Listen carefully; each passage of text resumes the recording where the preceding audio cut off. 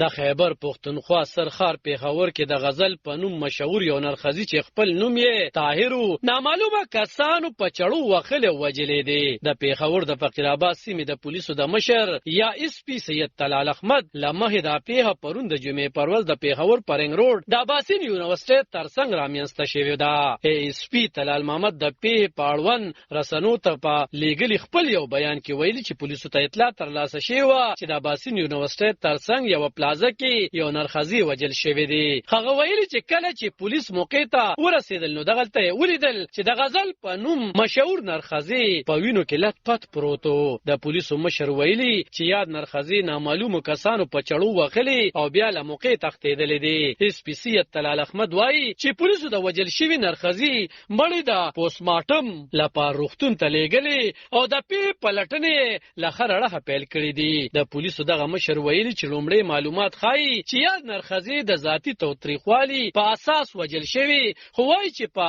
هوڅ ډول لا په دې اړه څه نشي ویل کېدی او د پلټنو نه به ټوله کیسه ډېر زر په ډاګه شي. پیښور کې د نرخزیانو د اتحادیې د مشر ارزو خان وایي چې په نږدې کلونو کې په خیبر پښتونخوا صوبه کې د غیرت په نوم او د قلم غوښتنې او بدکارۍ د غوښتنې په اساس تر 100 زیات نرخزیان وجل شوي او د نرخزیانو د زورولو تر 11 سوړ زیاتې پیښې راغلي دي. په پیښور کې د رامنځته شوې دې تازه پیښې نه وړاندې سږکال په 19 فروری په سوات سیمه کې د یو وسلوال تن په ډزو کې د اسامه اورپي مانور په نوم نرخزي وجل شوی او د اسرار اورپي ګلاله په نوم بل نرخزي جوبل کړی شوی وو. تر دغه پیښې وړاندې په 12 فروری د کوټ په جرم سیمه کې په یو وسلوال برید کې د مشیخان په نوم یو نرخزي وجل شوی او دوه نور جوبل شوی وو. پیښور کې د نرخزیانو د اتحادیې مشر ارزو خان وایي چې دوی وخت په وخت د نرخزیانو د وجل کېدو او زورور کېدو په ضد احتجاجونه کړي او د اړوند چارواکو سره غونډې کړي دي،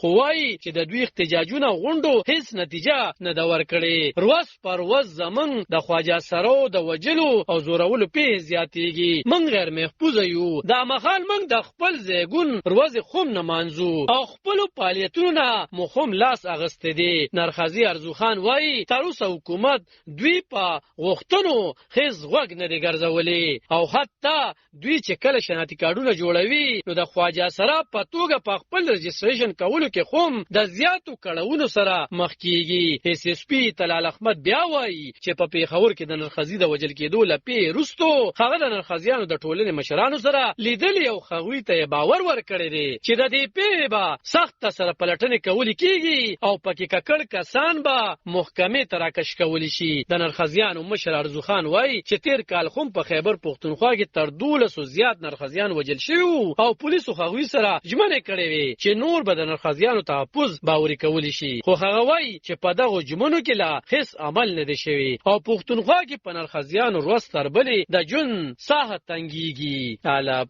خان شیرپو دلبر نیوز 400 د خیبر